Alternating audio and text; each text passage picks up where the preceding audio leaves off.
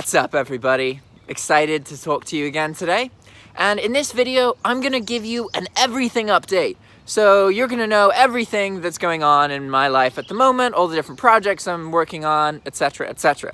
Before we get too much into that, first, I am back in the United States. So I'll tell you a little bit more about my time in Nicaragua, etc., etc. But somebody recently asked if my sales have been okay, because of all of the slow stuff that's happening with eBay, the changes they're making, etc., etc., etc.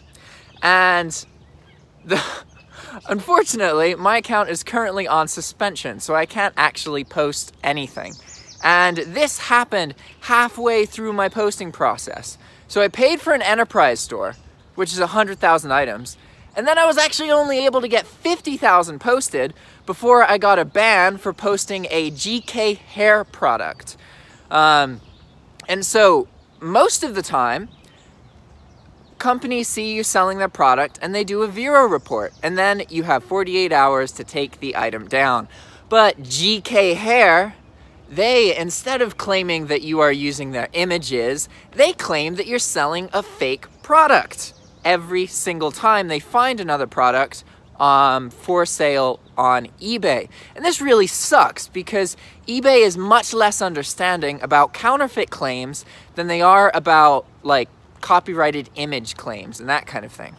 So that kind of screwed me, and the timing of that was really, really bad because now I'm paying for a 100,000 item store for a month and I can only have 50,000 items posted at the moment, which means I'm paying half of what I'm paying a full amount, and I'm only getting half of what I'm paying for, which sucks. And then on top of that, I changed my billing address, right, from the 15th to the 1st, and that process fucked me. The reason it screwed me is because I have to make decisions based on when my billing period change is to figure out when I'm gonna post items, right? And so I was under the impression that my billing address request was denied. I was under this impression because I called eBay on 2 separate occasions, and on each occasion they told me that the request had been denied. So I was like, all right, I can plan on my billing address being the same, right? And the reason this matters is because with bulk, you post, or at least the way that I do it, you post all of your items day 1 of your billing period, because then you have like 29, 30 days to, for the items to be live before the insertion fees become due, right? So that is a much better way to do it versus just posting all of the items on like the last day of your bill, because then you have 1 day before all of the insertion fees become due, right? So again, really important to start posting on day 1 of the posting period, right? So the trouble here is that I was under the impression that the 15th was my billing period because I did send in a request, but twice eBay said no, your request was denied. So the 16th comes around and I start the posting process, right? I start posting, and this is before the enterprise store, so I start posting like $4,000 worth of listings and insertion fees, right? And so then 2 weeks later, I get billed. And it's like, oh, turns out, yeah, eBay may have told you that the billing address change failed, but it actually went through. And so what this means is I find myself on May 1st, the enterprise store is available and my billing period just reset. And at this point, because my billing period was reset, I had to take all of my listings down and restart, right? That's a $2,000 mistake, which sucks, like absolutely sucks. So those are the 2 main things going against me right now. I made this $2,000 mistake that was, like, honestly, I would beat myself up more if I hadn't tried to prevent it. Like, I contacted eBay. I thought the change was happening. I did everything in my power. It's just eBay misinformed me, and there's nothing I could have done about that. Like, I thought that the billing address change was happening because eBay was, on my end, it was doing some stuff that made it look like it was happening. And then I called them and they were like, no. And I was like, all right, if eBay's telling me no, no. But, you know, I could get mad about that. The reality is, like, it happened. eBay's not going to reimburse me because it's, you know, it's my account, my fees, yada, yada. It doesn't matter that they told me that, you know, because I made a business decision based on information that they provided me. And then the information that they provided me was wrong. But that doesn't matter. It doesn't matter at all, really. It's still my business, right? So I have those two things going against me, that $2,000 mistake, and the fact that my account is currently suspended and I can't post anything, which sucks because the whole point of having the enterprise store is to run at around 200,000 items, right? And I only have 50K, and it's just like, oh my God. So what I'm doing right now is, like, I launched an enterprise store on a friend's account, and we're gonna see how that goes. What's interesting is his feedback rate is way, like, much lower than mine. And I don't think feedback matters that much, but we're talking about like 98% versus like 95% or 94% or something, which is pretty low. So it's gonna be interesting seeing how the process performs on his account. And on the other account, his account, he doesn't pay much attention to messages and isn't the best at customer service and doesn't really care, which is why the feedback rating on that account is lower. But it's going to be interesting because this is the exact same posting process I use.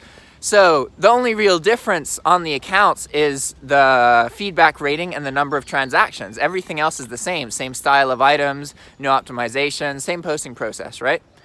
So it's going to be interesting comparing the results from that account to my account once I get back.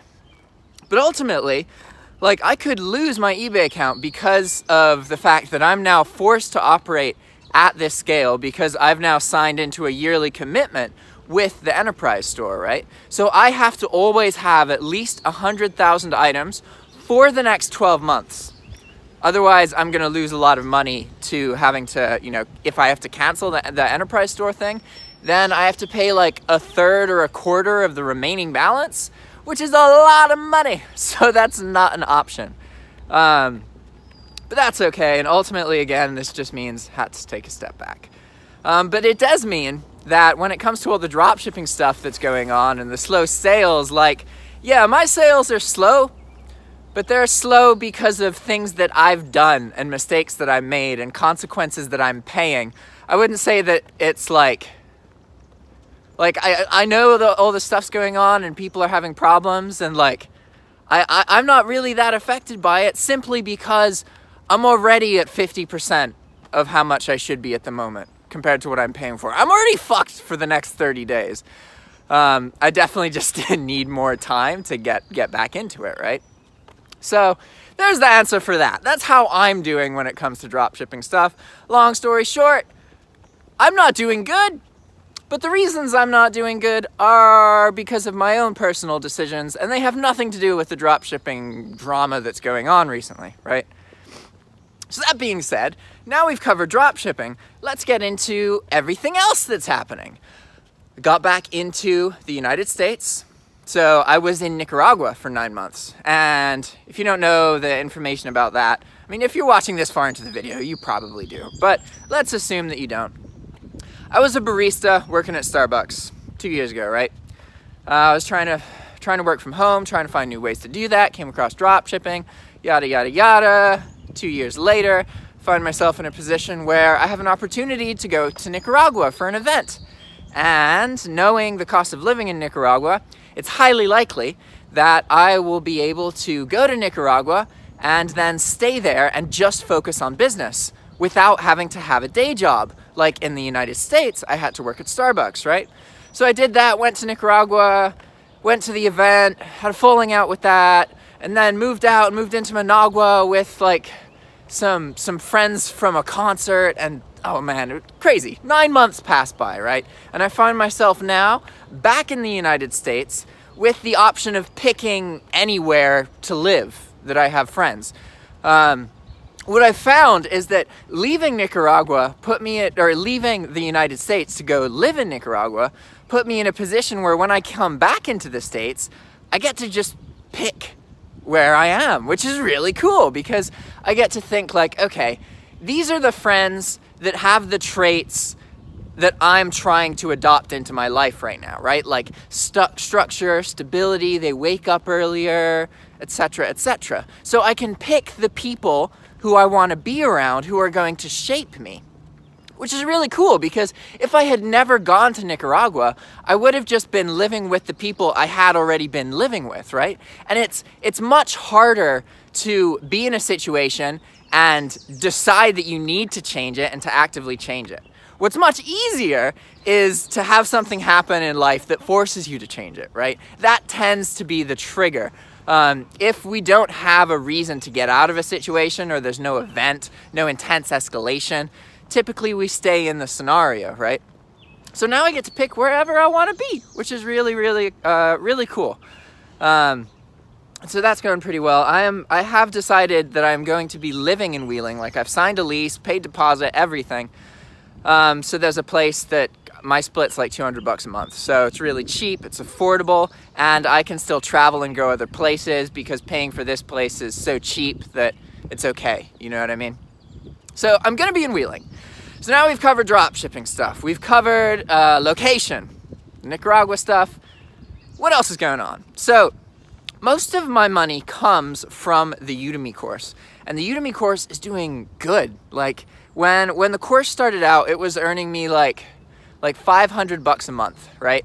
Now it's earning around $1,500, $1,600. And theoretically, that will just keep growing because it directly links to the size of my YouTube channel. So as long as I continue to make videos and that kind of thing, then that should keep going. So let's take a step back here and understand, all right, most of my money comes from Udemy. And one thing I've been trying to do in my life is get more sources of income to make my income more stable. And this is one reason that I never like actively pushed really hard to earn a lot of money drop shipping. It's because I've never viewed drop shipping itself as a stable form of income. You can absolutely earn a lot of money from it, but it's not something that you can expect the same results from over and over again for many years, right? Whereas when you have income from like a YouTube channel or a course, the income is much more regular and guaranteed and much more resilient to changes, right? eBay could make some change that screws over my ability to dropship, but it's highly unlikely that YouTube is going to make a change that screws over my ability to make videos, right? It's just much less likely.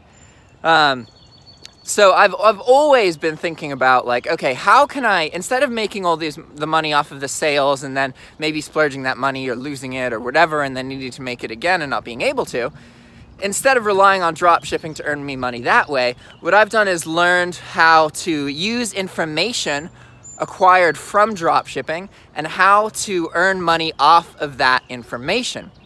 Because earning money from information is much more secure than earning money from specifically drop shipping sales, okay? And in general, I've wanted to be like, my long-term interest is to be a YouTuber, not a dropshipper. Dropshipping doesn't fulfill me with happiness and satisfaction. I don't feel like I'm making people's lives easier by dropshipping at all. You know, it's just, the way that I dropship, it's literally just, you know, getting money from people who frivolously spend money. I'm not making their lives any easier. I'm selling them products that they could get elsewhere for cheaper, right? So I'm absolutely not making a difference in that sense to my customers, my dropshipped customers. But when it comes to my YouTube channel, I'm able to actually feel like, hey, you know, of course it's controversial and some people don't want to hear the things I say or don't agree, but, you know, it is helpful and it's encouraging and supportive or entertaining. Like, there's some value in it. And it's really fun, and I find that making videos makes me happy. Like, if I feel depressed and I feel empty and I make a couple YouTube videos, I feel better. It changes my life, right? So again, YouTube is my long-term goal. not dropshipping. Never has been. Dropshipping's always been something that allows me to create YouTube content, right? And this is one of the ways that I monetize bulk, because bulk isn't as profitable. It's nowhere near as profitable as optimization. But I'm able to earn money through the data and the information that bulk gives me. So again, even though I'm not earning that much from the sales themselves, the act of doing it has changed my life because it's given me content to make the YouTube channel about, and the YouTube channel is what led to me being able to quit my job.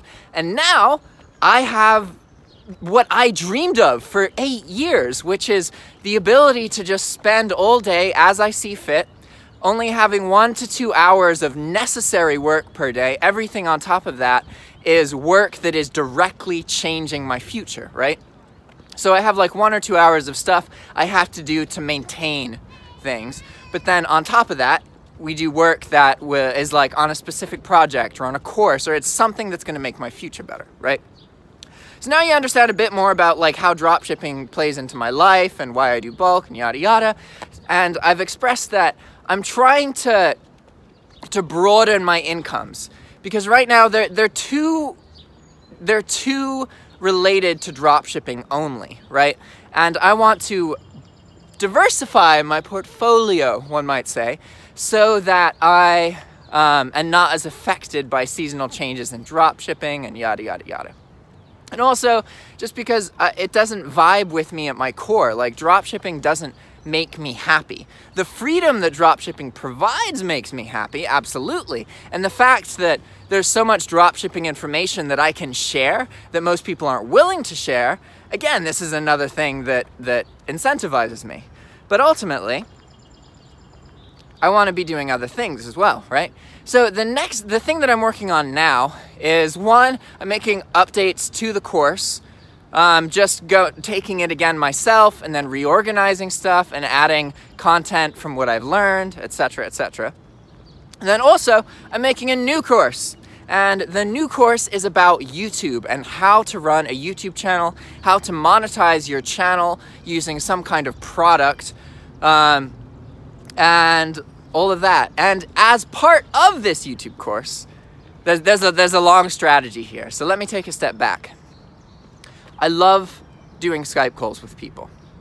Up until this point, all of my Skype calls have been just a conversation with somebody that is then recorded and published. I haven't really interviewed anybody, but I do really like that as a direction that my YouTube channel could go in, because if I get in the habit of being a channel that regularly interviews other people, one, I don't have to keep talking all the time and constantly trying to figure out like stuff to talk about. It's not easy to talk about one subject for 20 minutes and keep track of everything, right?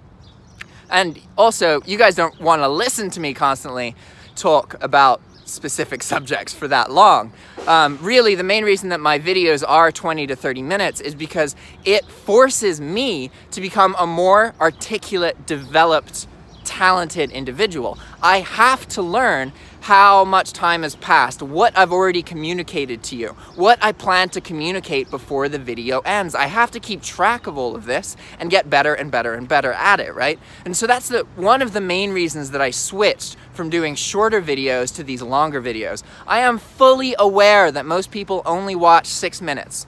That doesn't mean that it's not worth making videos that are longer than that, right? Because ultimately the acts of making these longer videos forces me to develop as an individual, to get better speaking and to become more articulate. And these are things that are really important to me in my lifelong kind of goals, right? I've always been interested in some form of public speaking. So practicing doing these videos like this to you guys where I'm communicating a specific point, this is that. Except instead of talking to an audience that I can see, I can't see you, right? Like, I'm looking at my phone lens right now, but I know that I'm making eye contact with you, but I don't know who you are. And I have no idea how many people listen to this, right? But people do, and that's the point. So when it comes to my YouTube channel, I've expressed that I want to get away from dropshipping, right? But it's not that simple, because dropshipping videos is what gets most of my viewership. So I have to think a lot about the changes that I make and figure out what works best, right?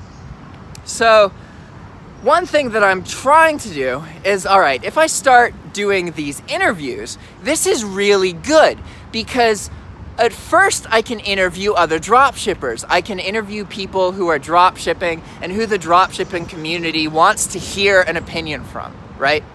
I can find these people and really, again, the videos in the past have been conversations. The video style I want to start doing with these Skype calls is legitimate interviews where I'm just trying to get the other person to talk, right? Because that's something that I noticed in the comments when I'm doing these Skype conversation videos. People will be like, oh, Jack, we know your story. We don't want to hear you talk. And it's like, yeah, I get that. But in a lot of these scenarios, these videos are being posted on the other person's YouTube channel. So if they're only talking, then their audience will feel that way. You know, it needs to be kind of 50-50 in some scenarios. And also, again, a lot of those conversations were literally the first time I ever talked to the person. I don't know anything about their vibe, their dynamic. I don't know if they're comfortable being on Skype. I don't know if they're comfortable being on YouTube. And most of the time when people are uncomfortable, you make them comfortable by kind of talking and making sure that they don't feel like they have to fill the silence, that they don't feel awkward. You gotta ask them some questions, make them feel comfortable. There's a whole dynamic to it, right? Whereas in an interview, I don't have to worry about that stuff anywhere near as much because the whole point is to get the other person to supply information and to be talking. So all of the talking I would do in these form of videos is going to be specifically to try and get the other person to feel more comfortable and talk more often, right? So that's really exciting. And again, this is really exciting because of its applications for the future of my YouTube channel, because I can absolutely start by interviewing people specific to dropshipping, and my dropshipping audience will love that, right? But in the future, I can take it more and more and more away from dropshipping and interview people from all walks of life. Just people who I think have interesting stories, or random strangers, or my friends, or my mom. Like, there's tons of opportunities for it, like tons and tons and tons. And I think, I'm not positive, because I try not to say how things are going to play out in the future, because, you know, it's pretty easy to be wrong when it comes to that kind of stuff. But I think that that's the most likely direction that my YouTube channel is going to take. More going towards being a channel that regularly interviews other people. Because this means that there's a steady stream of me being exposed to other people's ideas and concepts and business pursuits. And that is going to be really, really, really good for my personal development, which is another reason that I'm pretty positive that that is the direction that my YouTube channel will take. But again, who knows, right? So now let's get back to the YouTube course, because it's important to understand this interview kind of thing I'm trying to do on my YouTube channel to understand how me offering a YouTube course plays into this. So one, I need to have more courses on Udemy. I really like Udemy. I like that it's cheap, and I like that like 60% of my students are not from the US, so they're from all over the world, which I think is really, really cool. So I want to figure out more ways that I can make courses about other subjects, because ultimately, like, both sides of my family are teachers. They're all teachers, but they're usually more traditional teachers, like college professors, yada yada. I definitely now realize, hey, I have this like teaching thing in my blood. It's very much what my family's about. But if I play my cards right, I can do a more modern internet version of it that allows me to be anywhere in the world at any given time, right? So that's really, really appealing. And so with this YouTube course, the way that it's going to work is that you take the course and then it teaches you everything about like daily content, about what the goals of having a YouTube channel are, etc., etc., etc. Everything that I consider useful in running my own YouTube channel, right? So then at the end of the course, as part of it, they will record a Skype conversation with me interviewing them. And then I will also post this video on my YouTube channel. So the reason that this is really important is because, yeah, it means that it's going to be pretty time consuming for me, because I'm going to have to do Skype calls with my students. Obviously not with every student, because not every student is going to actually make it to the end and follow through with the recording process. but some will, right? So this is great because it means that, one, that gives me more content for my YouTube channel, and it's going to be in this interview form. And because it's just going to be whoever takes the course on Udemy, they're not necessarily going to be dropshippers, right? So this is going to allow me to work with these people, figure out who they are, where they're coming from, and what about their lives makes them interesting, and then to just interview them about it for my YouTube channel. So I'll get the course, I'll be able to make the course in a way that I feel like, you know, I am a YouTuber. I may not be a very hugely successful YouTuber. I may not have a bunch of money. I may not be wealthy, but I am a YouTuber, and I understand what is necessary to run a YouTube channel and how to earn a good deal of money from a YouTube channel, even if you only have a couple thousand subscribers, right? So I know I'm in the position to provide a good, solid course, right? And then also, in doing this, I'll get some income from that, but also it'll develop a network of other YouTube channels that I've played a role in encouraging, and I'll get a lot of experience talking to people through Skype and all that kind of stuff. So I'm pretty excited about all of these things. And I think that's everything, right? So we've shared the dropshipping stuff, we've shared the YouTube, and we've shared the Udemy stuff. Oh yeah! And then there's one more big thing. So, I started the company with Eric and Dane. It's called Systematical. So we now own a company, which is kind of cool. And we have been working on the software, which is hyped, which is awesome. And so what it is so far is that there's kind of three components to it. One is a database of keywords that are associated with problems. The second thing is a Chrome extension that allows you to select text and scan for any problems with VERO or violation, right? So what's really important here is that we're developing the tool in a way that it can be used no matter what lister you use on eBay, no matter what tool you use. This tool is designed to be used by selecting text anywhere on your screen, regardless to the website that you're on, right? So the idea of it is to make it usable by pretty much anybody. And then we're gonna see how that goes, right? But yeah, it's VERO checking stuff, and that's the other thing that's going on. So we got the YouTube stuff, we got the Udemy stuff, got the dropshipping stuff, and then we got this Systematical company that we're making software, software company. So this boils down into my video yesterday, which was about how you need to be able to take a step back. And one thing that really, that's kind of necessary to being able to take a step back is to have these other projects and other things that you're working on, because ultimately it's inevitable that whatever one project is going to hit a bump, it's going to hit some kind of obstacle, and you're going to really, really doubt yourself. And the way to get through this and to work around it is to just have other stuff that you're working on. So then when you're having problems with your current project, you can just switch projects, and it's much, much easier because then you can focus on that, and it's not the end of the world that the other thing is doing badly right now, because you can occupy your mind with this other project that's going to change your life, right? You don't ever want to bank on one thing, because if I've learned anything from life, it's that things don't go exactly how we expect. If you think that this one thing is going to change your life forever, it's probably not.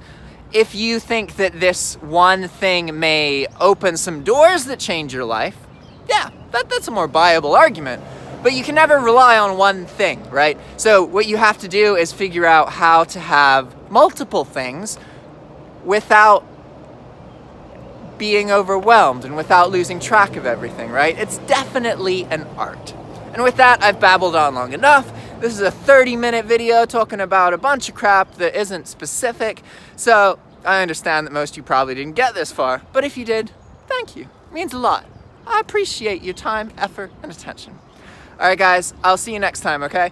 I'm just gonna let the end screens do their thing.